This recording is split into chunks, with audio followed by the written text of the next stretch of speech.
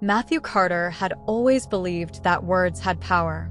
As a struggling author, he poured his soul into every word he wrote, hoping that one day his stories would be recognized by the world. But success remained elusive. Each manuscript ended up in a pile of rejection letters, and the pressure was crushing him. His creativity felt stifled, and every blank page stared back at him like a mocking reminder of his failures. It was on a late, rainy evening when Matthew decided to take a break from his futile writing. He wandered into a small, forgotten bookstore at the edge of town, the kind of place that looked like it hadn't been visited in decades. The musty smell of old books filled the air, and the dim lighting cast eerie shadows on the shelves. As he browsed, his eyes caught sight of a dusty, leather-bound journal tucked away in the corner. The cover was worn, and there was no title on it, just the faint image of a quill etched into the leather. Intrigued, he pulled the journal from the shelf and flipped it open. The pages were filled with fragments of stories, all written in a hurried, almost frantic scrawl. But each story was incomplete, ending abruptly in the middle of a sentence. There was something unsettling about the way the words seemed to trail off, as if whoever had written them had been interrupted or, worse, had vanished before finishing. Matthew decided to buy the journal, feeling an inexplicable pull toward it. Perhaps this could be his muse, he thought. Maybe by completing these stories, he could find inspiration for his own work. He hurried home, eager to begin writing. That night, as the storm outside grew fiercer, Matthew sat at his desk with the journal open in front of him. He selected one of the unfinished stories, a tale about a man who discovers a strange door in his house that leads to nowhere. The story ended right as the man was about to open the door. Matthew's fingers hovered over his keyboard, and before he knew it, he was typing, filling in the missing parts of the tale. The words flowed effortlessly, as if they were being whispered into his mind. He completed the story, satisfied with how it had turned out. But as he typed the final sentence, a strange sensation washed over him, a cold shiver that crawled up his spine. The air around him felt heavy, oppressive, as if something unseen was watching him. He dismissed the feeling and went to bed, thinking nothing more of it. The next morning, Matthew woke to a chilling discovery. His front door, which had always led to the street, now opened to a dark, endless hallway. It was exactly like the one he had described in the story he had finished the night before.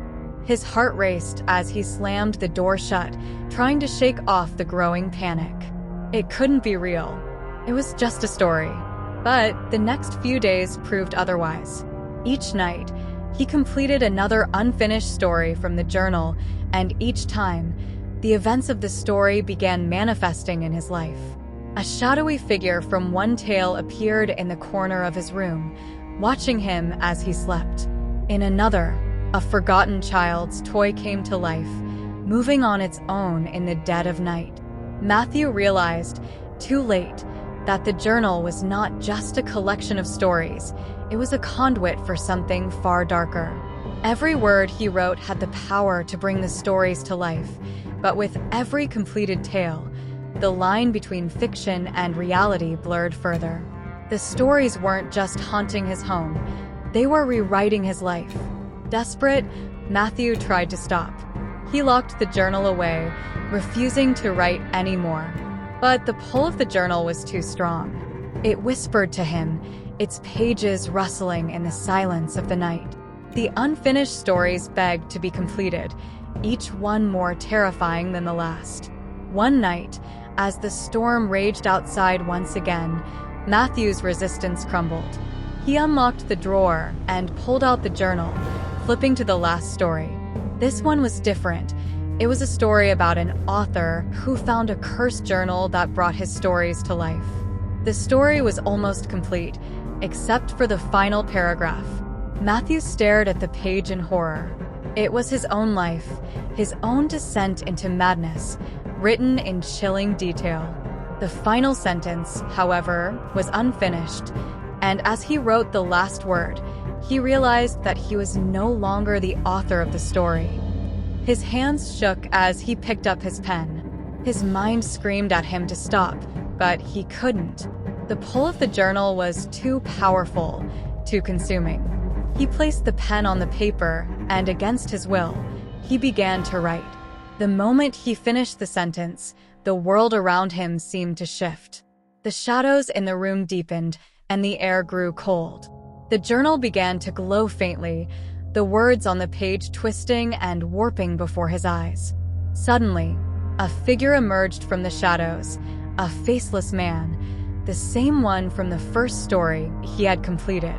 The man stepped closer, his presence overwhelming and suffocating. Matthew tried to scream, but no sound escaped his throat. He was trapped, his body frozen as the figure reached out, grabbing his hand. In that moment, Matthew realized the terrible truth. He was no longer writing the stories. He was living them.